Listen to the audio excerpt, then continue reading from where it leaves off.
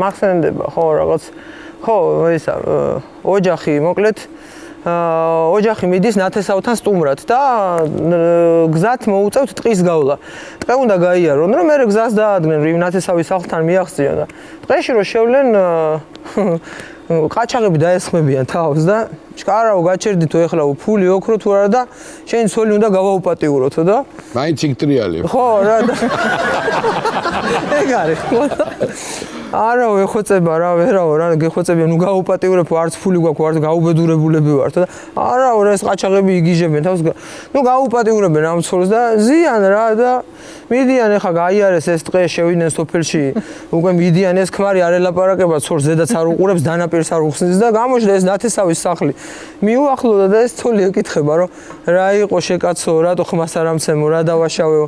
მე ხო არ მინდოდაო თვითონ ძალით გამაუპატიურესო და ქმარი შეხედავს და ქვემოდან კარგად უკანავებდიო